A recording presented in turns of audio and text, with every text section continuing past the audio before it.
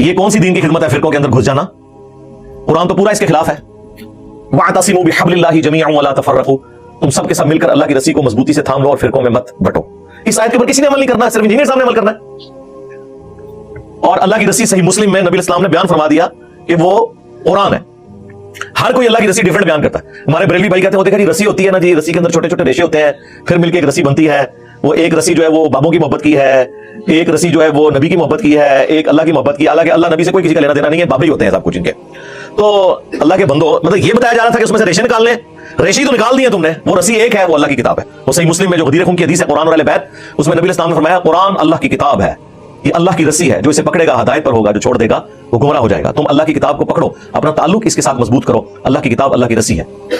یہ اوپر تلے 4 حدیث ہیں صحیح مسلم میں. اور دوسری بھاری چیز میرے اہل البیت ہے. میں اپنے اہل البیت کے معاملے میں تمہیں اللہ کا خوف دلاتا ہوں. 3 دفعہ نبی اسلام نے فرمایا، لیکن امت بالکل الٹ چلی، نہ قرآن کو پکڑا نہ اہل بیت کو زندہ چھوڑا، بالکل الٹ چلی امت. تو قرآن اللہ کی رسی نبی اسلام نے خود بیان فرما دیا. اور دیکھیں رسول اللہ کو سینٹرڈ کر کے اللہ تعالیٰ نے قرآن میں سورۃ الانعام کے اندر کیا ارشاد فرمایا؟ ان الذین فرقوا دینہم وکانوا شیعا، بے شک جنہوں نے اپنے دین میں فرقے بنا لیے اور اپنے آپ کو گروہوں میں بانٹ لیا.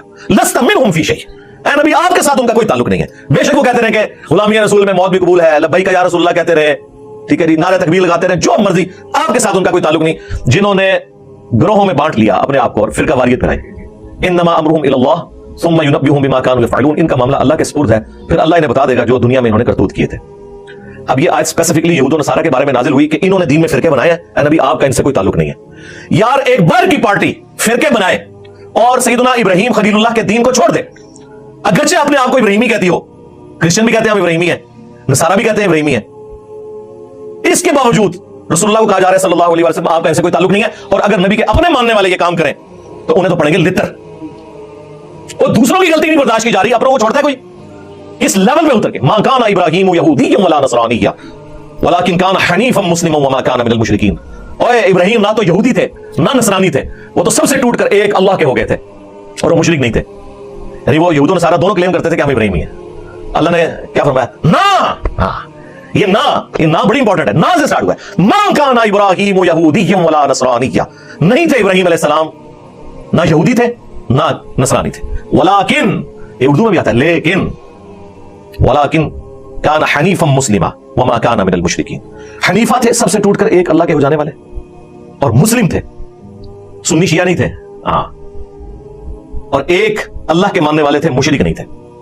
آج بھی ابراہیمی وہ ہوگا جو ابراہیم علیہ السلام کے طریقے پہ ہوگا، سب سے ٹوٹ کر ایک اللہ کا ہو جانے والا تابع فرما.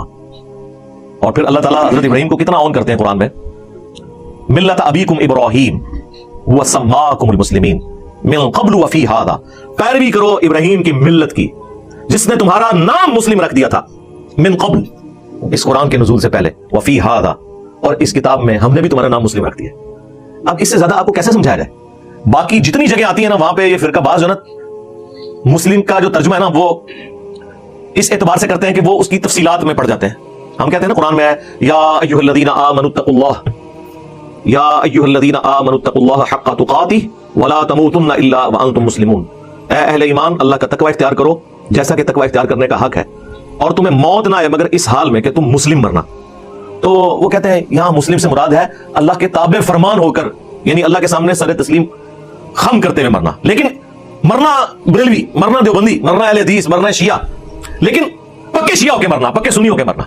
مسلم کا مطلب ہے تابع فرمان ہو کر. اب مجھے بتائیں تابع فرمان اللہ اور اس کے رسول عز وجل صلی اللہ علیہ وآلہ وسلم کا وہ ہوگا جو ان کا کہنا مان رہا ہے، یا وہ ہوگا جو بالکل الٹ چل رہا ہے جو کہنا مان رہا ہے؟ وَاعْتَصِمُوا بِحَبْلِ اللَّهِ جَمِيعًا وَلَا تَفَرَّقُوا. وہ کہتے ہیں نہیں جی وہ تو حدیث میں آیا کہ 73 فرقے ہو جائیں گے. جی حدیث میں آیا کہ 73 ہو جائیں گے، لیکن یہ تو نہیں کہا کہ بڑھاؤ. یہ دو الگ چیزیں ہیں. غیبی خبر کو انہوں نے عقیدہ بنا لیا. وہ تو سر صحیح مسلم میں آیا کہ قرب قیامت میں عورتیں ایسا لباس پہنیں گی گویا کہ ننگی نظر آئیں گی، یا تو وہ چست لباس ہوگا یا باریک ہوگا. تو اس کا کیا مطلب ہے کہ نبی اسلام نے ہمیں حکم دیا ہے کہ اپنی عورتوں کو ننگا لباس پہنانا ہے، یا یہ مطلب ہے کہ ایسا ہوگا تم نے نہیں کرنا؟ تو سرکار اس کو جوڑ لیں ادھر جو ابو داؤد کے اندر حدیث ہے. ترمذی والی سند کے اوپر کلام ہے وہ جو 73 فرقوں والی ہے، لیکن ابو داؤد والی سند جو ہے وہ مضبوط ہے کہ میری امت کے 72 فرقے جہنم میں جائیں گے اور صرف ایک جنت میں جائے گا.